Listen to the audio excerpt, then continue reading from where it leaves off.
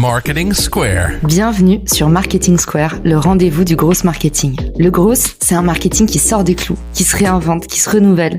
C'est aussi un mindset qui repose sur l'envie de se dépasser, de se détacher de ses opinions une bonne fois pour toutes et d'apprendre en continu. Si tu te reconnais dans cette description, que tu sois débutant ou expert, abonne-toi.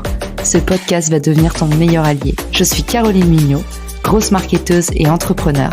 Et chaque semaine, je partage sans compter des astuces concrètes, des méthodes actionnables, des idées utiles pour faire grandir ton business et rester à la pointe des nouveautés. Si cet épisode te plaît, tu peux le partager en me taguant ou lui laisser 5 étoiles sur Apple Podcast. Une surprise t'attend. Bonjour à tous, j'espère que vous allez bien. Cet épisode est extrait d'une conférence que j'avais donnée pour expliquer la différence entre partenariat et co-marketing, quels étaient les avantages et les risques de ces opérations, comment trouver un partenaire facilement, et puis enfin des exemples d'actions de co-marketing à mettre en place entre marques et entre entreprises B2B comme B2C. Découvrez comment créer vos futurs partenariats facilement dans cette conférence. Je vous souhaite une bonne écoute et à très vite. Pour réussir à générer beaucoup de croissance, j'ai fait appel énormément aux partenariats. J'ai travaillé dans des boîtes vraiment de toute industrie confondue, de toute échelle confondue. Et je me suis rendu compte qu'il y avait énormément d'opportunités dans la collaboration entre marques et des opportunités qui étaient souvent un petit peu négligé parce qu'on va le voir, c'est difficile de travailler avec une boîte en externe.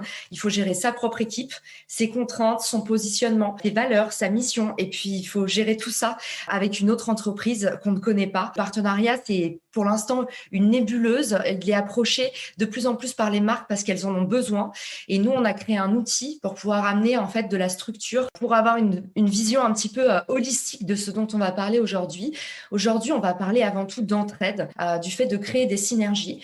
Et pour ça, on a beaucoup de chance. On a un terrain d'études qui est notre aîné de 3,8 milliards d'années et qui nous enseigne que non seulement une autre loi de la jungle est possible, on connaît la loi du plus fort, mais il y a la loi de la collaboration qui est déjà à l'œuvre partout dans le vivant et qui a été démontrée par beaucoup de biologistes, notamment Pablo Servigne, qui a écrit ce livre incroyable sur l'autre loi de la jungle, l'entraide parmi le vivant. Et puis le vivant, il nous enseigne autre chose. Il nous enseigne que sur le long terme, il est prouvé que les espèces qui collaborent le plus sont les espèces finalement qui vont prospérer davantage. Pourquoi c'est important par rapport à ce dont on va parler aujourd'hui? C'est que on est en plein dans l'actualité, on vit une période difficile et c'est observé par le vivant et aussi par les sociétés humaines que dans des périodes difficiles, l'entraide émerge. Donc, pas de surprise si depuis quelques années, à l'heure où les ressources s'amenuisent dans les départements marketing, les budgets fondent comme neige au soleil, on a aussi l'émergence d'une nouvelle vague de co-marketing. C'est l'idée que les marques commencent à collaborer ensemble, créer quelque chose de nouveau et avancer ensemble dans la même direction. Des marques qui vont un petit peu sortir de leur silo, qui vont commencer à se rencontrer, mais on a aussi des marques qui quelque part se globalisent. Donc on commence petit à petit à sortir des industries, à se décloisonner. On a beaucoup de marques qui travaillent avec des artistes, une collaboration entre la marque Reebok et Bache qui sortent une collection sport. On va avoir carrément le slip français et Saint-James qui co-signent un logo. Donc imaginez à quel point c'est fort, c'est vraiment le Graal d'une collab, c'est qu'il y a un logo hybride. On a aussi Fago et Habitat qui vont signer une capsule collection ensemble. Donc là encore, on a deux marques qui ont des audiences complètement affinitaires et pas du tout, qui vont pas du tout se cannibaliser et ils vont aller construire autre chose. Donc chaque marque va apporter un petit peu de son univers pour aller créer quelque chose de nouveau. On a aussi cette hybridation qui est à l'œuvre avec les associations et les médias. Donc, on a par exemple la marque Papa Outan, qui est une marque qui a été créée par une association pour défendre la déforestation des forêts en Amazonie. Et puis ici, il y a Emma et Chloé et Glamour qui co-signent une box du coup créateur. Donc, l'atelier Emma et Chloé, pardon, je ne l'ai pas présenté. C'est une box de bijoux que vous recevez chaque mois chez vous. Ici, ils ont fait une édition spéciale avec le magazine Glamour parce que Emma et Chloé s'est dit, OK, on est quand même sur un produit qui est mensuel. Est-ce qu'on pourrait pas aller un petit peu grignoter l'imaginaire d'un magazine? Glamour amène sa patte de curator, qui est voilà, le juge du bon goût. Et Emma et Chloé va amener un nouveau moyen de distribution pour le magazine Glamour. Donc voilà, on a tout un tas de nouvelles choses qui apparaissent. Et puis, moi, je me suis toujours dit en tant tant que marketeuse, c'est la raison pour laquelle on fait ce métier. On fait ce métier pour transformer, pour aller chercher des nouvelles audiences, pour créer du beau. Et j'étais un petit peu triste de voir de plus en plus des départements marketing qui prennent parfois des allures de salle de marché, où on va finir par aller avoir des réflexes de publicité un petit peu automatique, acheter du coup par clic. Alors, c'est superbe la publicité, ça fonctionne bien, mais moi, je l'ai vécu et je ne sais pas si à votre échelle, vous le ressentez aussi. Parfois, ça devient un petit peu automatique de se dire qu'est-ce qu'on fait pour la campagne de Noël? Et on va mettre 1 000 € pour aller chercher 1000 clics. Le marketing, ça doit être orienté sur la création de valeur et la principale obsession de la marque, ça doit être le produit. Et l'idée, c'est que dans une période comme celle-ci, c'est très efficace d'aller chercher une autre marque pour compléter, améliorer, donner davantage d'impact à son produit, parce que ça permet tout simplement de faire une économie d'échelle monstre. Donc, je vous lis juste le dernier paragraphe qui, pour moi, est vraiment très intéressant et exprime justement cette nouvelle vision systémique et un petit peu globalisante des marques. Donc, on a un futur dans lequel la vision prend le pas sur les produits, la solidarité sur l'adversité et la collaboration sur la compétition. Il y a même un nouveau mot qui s'appelle la coopétition, l'idée d'être en compétition ensemble vers un même objectif. Alors, qu'est-ce que c'est un partenariat? Dans le sens littéral du terme, ça désigne l'alliance de 2 entreprises ou plus pour mener une action commune. Mais vous voyez, c'est tellement vaste que du coup, il y a beaucoup de récupération de la part des entreprises qui parfois, par souci politique, vont appeler partenaire un client. Je vous donne un exemple très concret pour que vous visualisiez. Aujourd'hui, si je vais faire de l'achat média dans un magazine, si je fais un public communiqué dans Vogue demain, le public communiqué, je vous rappelle ce format, c'est une marque qui va faire de la publicité, mais c'est le magazine qui écrit la publicité comme si c'était un article. Donc, c'est quelque part un petit peu une collaboration, mais non, parce que c'est une prestation qui est offerte par le magazine.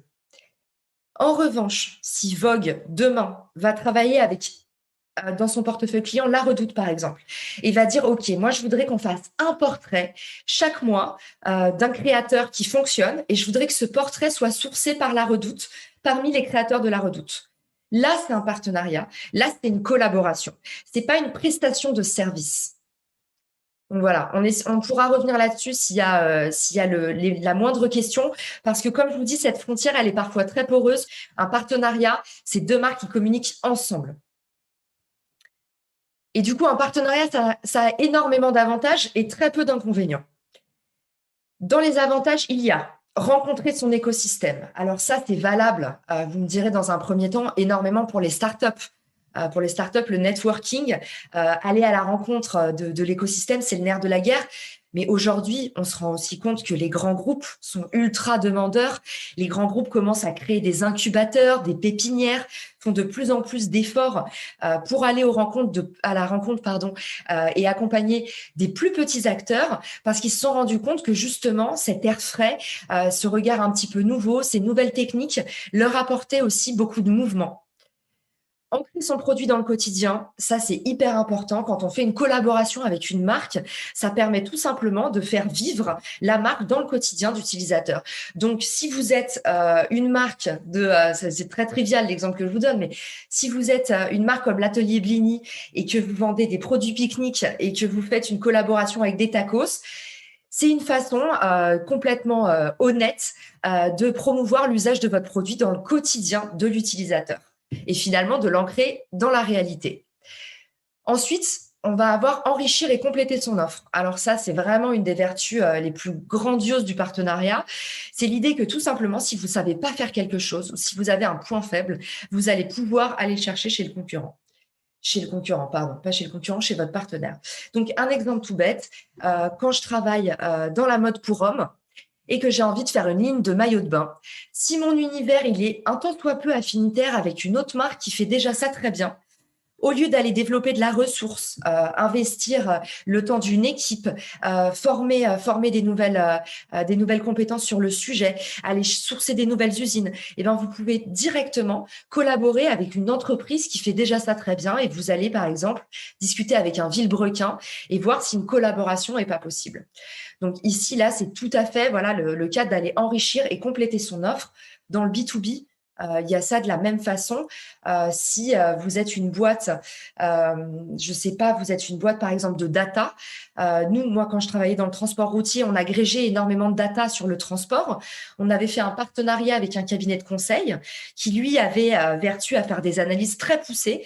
Et ensemble, on distribuait un livre blanc, un baromètre du transport routier. Donc là, il y a deux expertises qui se rencontrent pour venir offrir de la valeur en commun et quelque part, voilà, approcher une nouvelle audience, non pas par de la publicité, mais en offrant de la valeur ajoutée.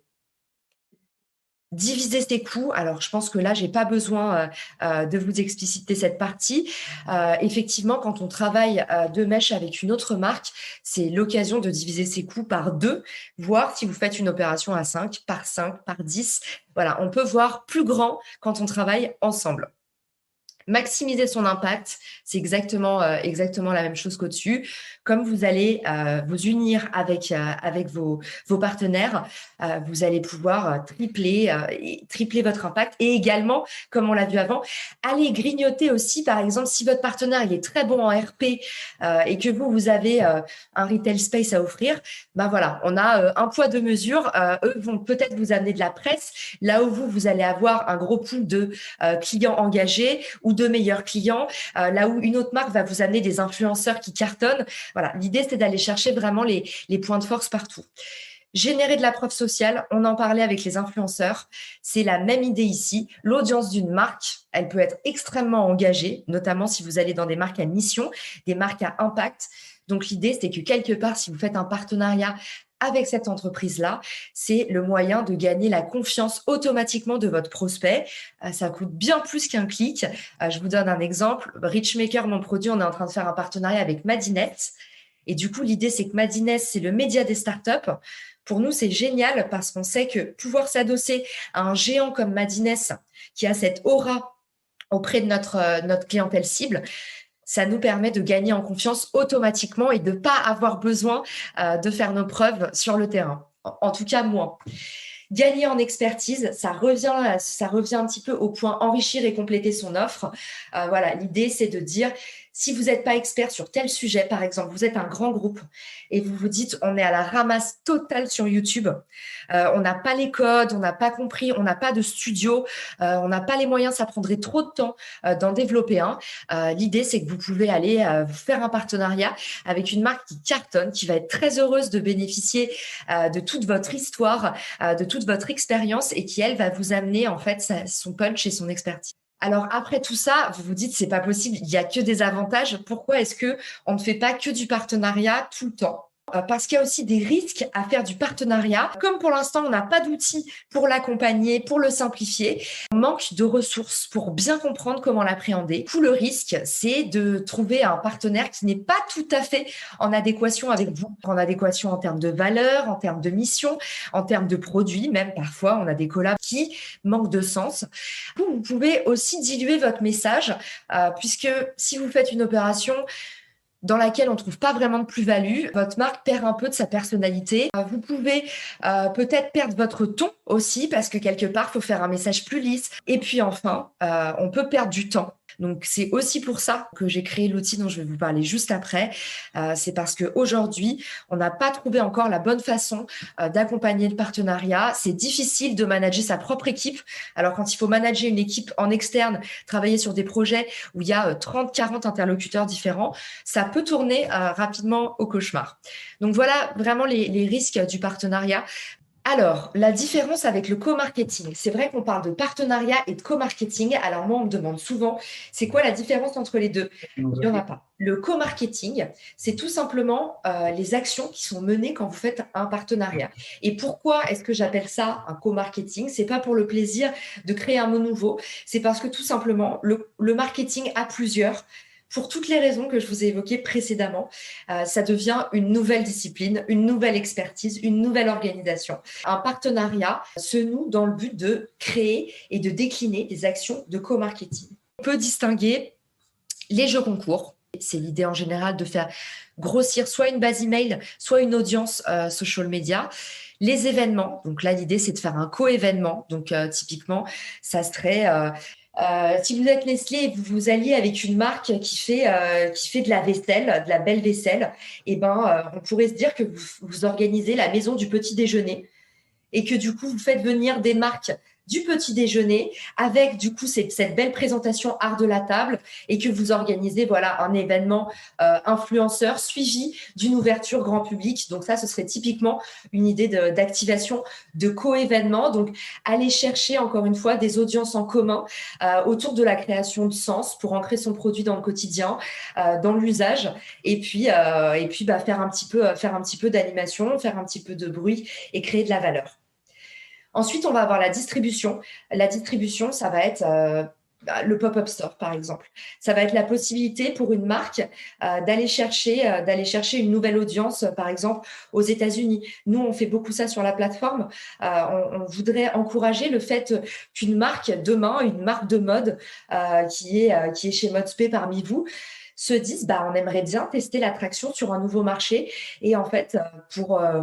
je sais pas, 5 000 € par mois, aller en fait louer une shelf, aller louer une étagère, aller louer un rack dans un pop-up store implanté à New York ou à Montréal et juste envoyer du produit et voir si ça prend.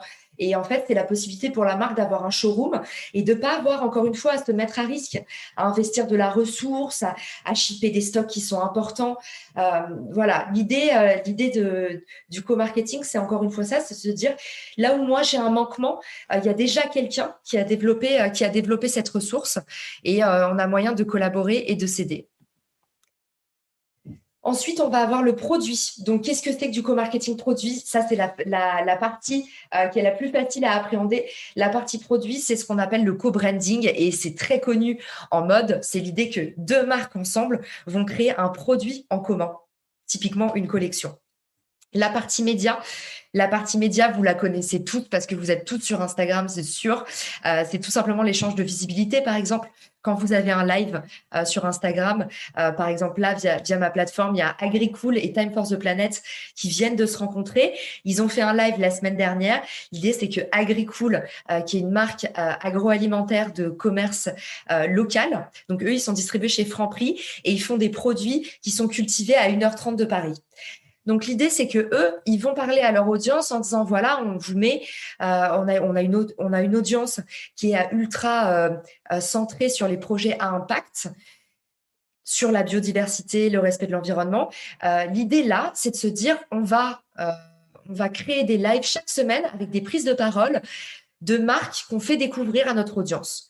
Et du coup, dans ce cadre-là, ils ont invité Time for the Planet, qu'ils ont rencontré sur la plateforme. Time for the Planet amène son audience en disant on est invité par Agricool, on va être sur ce live. Et Agricool, ça lui permet de faire vivre sa ligne éditoriale et également de bénéficier de l'audience de Time for the Planet. Voilà, ça c'est un échange de visibilité, c'est un échange média. Encore une fois, il y a 1000 exemples dans la nature, mais les lives Instagram, je pense que c'est un petit peu la tendance du moment, donc vous visualisez bien. Le contenu.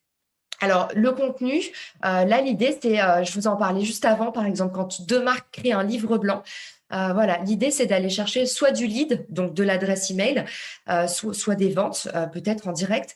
L'idée, c'est de créer un contenu qui est exclusif à vos deux marques. Donc, on va le voir juste après dans le cadre d'une opération de Noël, donc je ne reviens pas là-dessus. Mais voilà, gardez en tête le livre blanc, c'est un bon exemple. Vous avez aussi le blog, il y a beaucoup de blogs qui font du co-hosting et en fait qui s'invitent, ils font des passages invités sur un blog et l'autre. Ça permet encore une fois d'aller croiser les audiences et les expertises. Le programme de fidélité, alors ça c'est le nerf de la guerre. Je pense que c'est c'est vraiment une des actions co-marketing qui est la plus ancienne. Le programme de fidélité, c'est parfait pour faire venir du volume très vite. On en a beaucoup sur la plateforme, par exemple des banques avec des marques de mobilité. Typiquement, les trottinettes tir vont offrir 10 € sur le premier mois d'abonnement à toute la clientèle Société Générale. Donc, imaginez, pour une petite boîte qui se lance, il y a un discount donc, qui va être à absorber, c'est sûr, c'est un manque à gagner. Mais à côté de ça, ça permet de faire du volume et de la visibilité très vite parce que l'incentive est fort. Et pour une banque comme la Société Générale ou la BNP, eux, ça leur permet de, sans aucun frais, de récompenser leur clientèle. Donc, c'est vraiment la partie CRM ici. Et puis, out of the box, dans cette catégorie, on trouve de tout. Il y a sans arrêt de nouvelles choses qui sont créées. On en parlait de cette période compliquée avec le Covid, de l'amenuisement des ressources. En ce moment, sur la plateforme, il y a pas mal de boîtes qui font du co-recrutement. L'idée, c'est de partager, par exemple, les équipes de vente qui sont souvent extrêmement onéreuses. On partage notre force de vente commerciale parce qu'on n'a pas ou plus les moyens d'investir sur une équipe de vente dédiée. Donc voilà, il y a plein de nouvelles choses, de nouvelles initiatives qui naissent et qui sont en fait qui naissent voilà du sens commun en fait, de la synergie du moment entre deux marques qui ont besoin et qui vont croiser leurs besoins. Alors, maintenant qu'on a fait beaucoup de théorique, à quoi ça correspond le co-marketing de façon très récente? Il y a une initiative que j'adore et qui vient de se terminer, c'est le Make Friday Green Again. Il y a eu énormément de marques de mode dans ce collectif qui regroupait du coup 720 marques françaises. Et l'idée, c'était de pousser une gueulante générale contre ces opérations promotionnelles extrêmement agressives pour soit des petites marques, soit finalement toutes les marques qui sont étranglées par la concurrence et notamment la concurrence venue de l'étranger. Parce que quand on fait les choses bien, quand on est une marque consciencieuse, c'est difficile de se rentabiliser. Quand les marges sont faibles, voilà, il y a beaucoup d'entreprises qui ont du mal à absorber le coût des promotions. Et cette initiative a été lancée par Fago, qui est une marque qu'on a sur la plateforme et que j'adore, qui se bouge vraiment pour faire changer les choses. Derrière cette initiative, il y a aussi l'idée du collectif. Et ça, c'est quelque chose dont on n'a pas parlé en co-marketing quand on parlait de l'émergence en fait de toutes ces nouvelles énergies liées à la solidarité. Il y a aussi la force du collectif qui est en train de revenir. Et moi, je vois énormément d'éco-syndicats qui se créent, ou même de syndicats. Je vous parlais de Time for the Planet dans ce partenariat avec Agricool sur l'échange de visibilité. Time for the Planet, c'est une boîte OVNI. Ils ont créé la première entreprise à but non lucratif. Et en gros, l'idée, c'est de dire on est un collectif, on est le premier fonds d'investissement citoyen dans lequel vous investissez pas pour faire de la plus-value, mais pour qu'on crée enfin des entreprises qui permettent de sauver la planète. Donc là, l'idée, c'est de créer un super collectif qui n'est pas sur le rendement direct, mais qui est sur la création de valeur. Donc voilà, le Make Friday Green Again, c'est une idée de collectif qui montre que 720 marques ont pu avoir une visibilité monstre, gagner énormément en audience décuplée et en même temps créer de la valeur, s'engager. Et du coup, voilà, ça a de l'aura, ça a de l'impact, ça permet de créer du contenu et de donner, voilà, de densifier sa marque, de lui donner de la personnalité. Donc, vous avez Nature et Découverte, Ast, Jamini. Il y a aussi des toutes petites marques. Donc, voilà, là encore, c'est des marques qui se complètent. On ne veut pas se comparer. Mais nous, chez Richmaker, la plateforme que j'ai lancée, justement, la plateforme de partenariat, on a créé une opération de Noël 100% responsable et 100% solidaire. Comme je vous ai dit, pour moi, la publicité, c'est un modèle qui doit se compléter et non pas se suffire. Et on a décidé de lancer cette initiative pour être super transparente avec vous. C'est vraiment plus rigolo que ça encore. On a rencontré React Now, qui est un dénicheur d'idées engagées sur notre propre plateforme. En fait, on est un site de rencontre du partenariat et on a déposé une offre en disant, voilà, on voudrait créer une opération Un Noël responsable. Et l'idée, c'est de promouvoir toutes ces petites boîtes incroyables qui font du produit made in France, qui sont des marques à vision et qui, quelque part, n'auront pas les moyens cette année de faire de la publicité pour se faire connaître et qui, notamment, et qui ont besoin pourtant de faire beaucoup de ventes parce que la période est compliquée, comme on le sait. L'idée, c'était de regrouper un collectif de marques et en fait, j'ai rencontré mon partenaire par ce biais. J'ai rencontré cette entreprise qui s'appelle React Now et qui est un jeune incubateur dénicheur d'idées éco-responsables. Et eux m'ont dit, en fait, on trouve l'idée super. On voulait faire la même chose.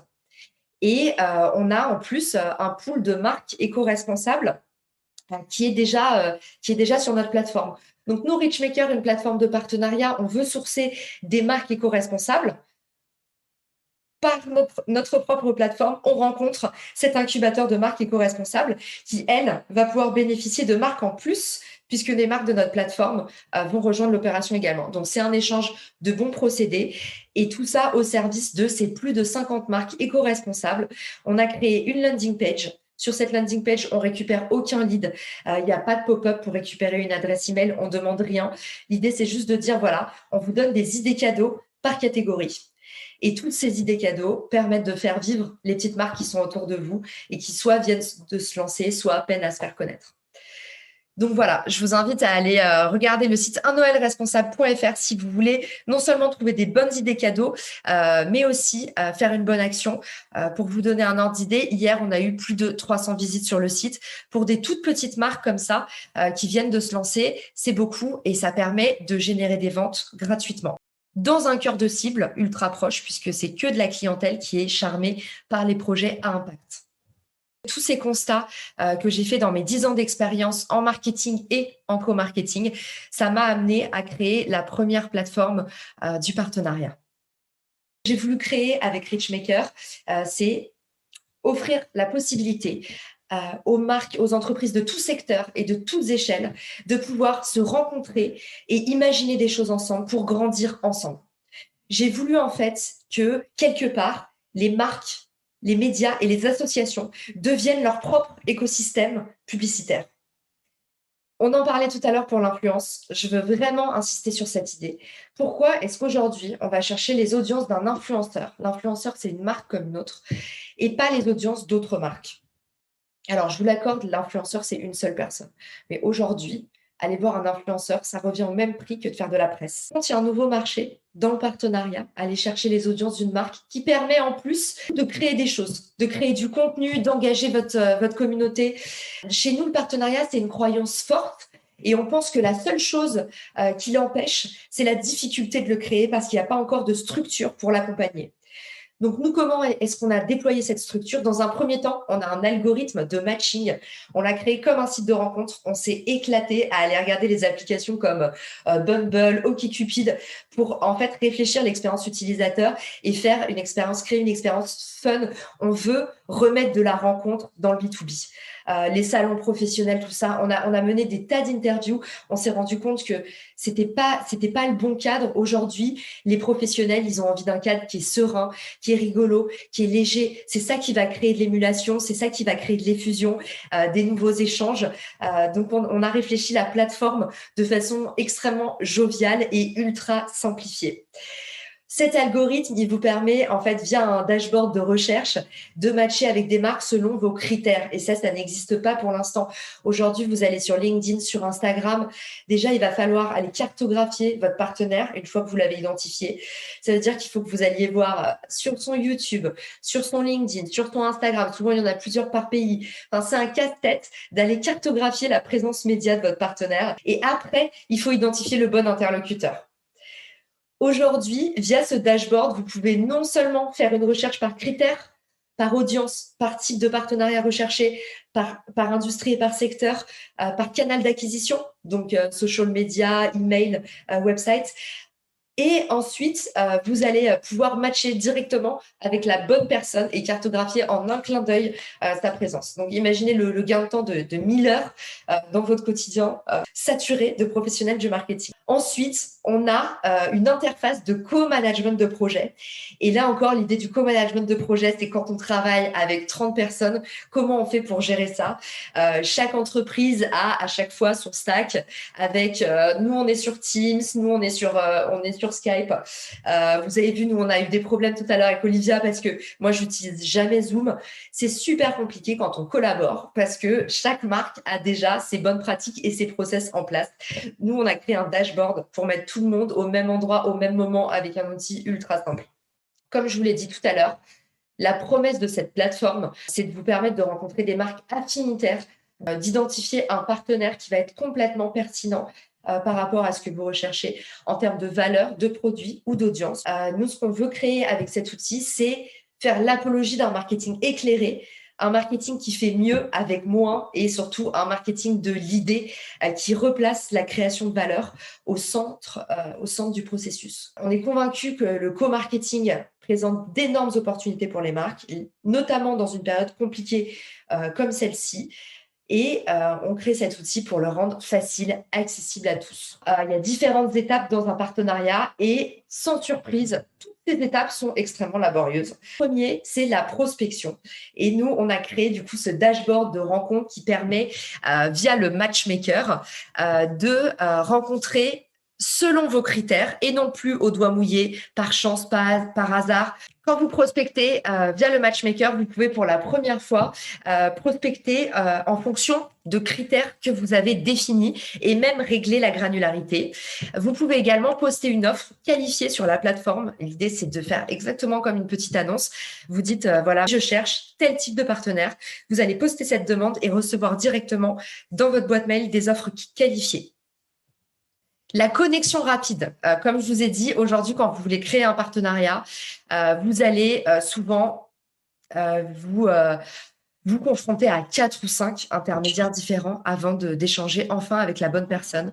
Donc là, l'idée, c'est que sur la plateforme, vous avez déjà la bonne personne en face de vous. Le fameux momentum, la bonne personne au bon endroit, au bon moment. Donc là encore, on fait gagner un temps précieux. De l'opérationnel intégré. L'opérationnel, c'est vraiment c'est un fléau quand on fait du marketing. Alors, imaginez en co-marketing, quand il y a 2 fois plus de gens sur le terrain. On a en plus des univers métiers qui sont souvent différents et pas habitués à travailler ensemble. Par exemple, si vous faites un pop-up store, vous allez travailler avec l'équipe de vente, une agence presse, la partie digitale qui va faire la promo. Voilà, on a des univers qui sont pas amenés à bosser ensemble tous les jours, donc c'est aussi extrêmement challengeant. Donc sur la plateforme, on permet de partager l'information pour tous, faire fi du téléphone arabe et faire en sorte que tout le monde ait vraiment accès à l'ensemble du projet pour maîtriser les frustrations et avancer plus vite. Et enfin, un reporting automatisé. Donc là encore, le nerf de la guerre, c'est de pouvoir bien traquer ses métriques. C'est difficile quand on a des plateformes qui sont fragmentées. Donc, ici, on va se poser comme un hub pour aller agréger toute la data, la simplifier et donner la possibilité de la visualiser. Et on est ravis parce que en fait, on voit déjà qu'il y a beaucoup de mouvements qui se créent entre des petits et des grands acteurs, entre des marques de secteur qui se seraient pas forcément confrontées les unes aux autres. Et puis surtout, moi je crois beaucoup à l'essor du partenariat dans le B2B. Et ce qu'on a envie aussi de montrer avec cet outil, c'est qu'on peut faire du B2B différemment. Si t'as écouté jusqu'ici, c'est certainement que cet épisode t'a plu. Ce podcast est rendu possible par Richmaker, le Tinder du B2B comme on l'appelle. C'est une plateforme que j'ai lancée et qui permet d'identifier des partenaires compatibles en fonction de ton business. En gros, dis-moi quels sont tes objectifs marketing et je te dirai qui va t'aider à les dépasser au sein de ton écosystème. Pourquoi aller chercher ses clients un par un quand on peut placer sa croissance en pilote automatique ? Mettre en commun ses ressources, décupler son impact, mutualiser ses coûts.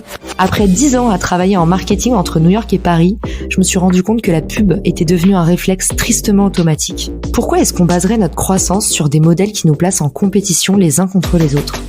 Et toujours au profit des mêmes acteurs. Le vivant, qui est quand même notre ancêtre de plusieurs milliards d'années, nous enseigne que ceux qui prospèrent sont pas les plus forts, ce sont ceux qui collaborent le plus. Et si c'était pareil dans le business ? Pour découvrir l'immense pouvoir du co-marketing, j'offre des contenus que tu trouveras nulle part ailleurs sur richmaker.com, onglet Académie. Plus d'excuses, passe à l'action et à très vite sur Marketing Square, le podcast du gros marketing. Marketing Square.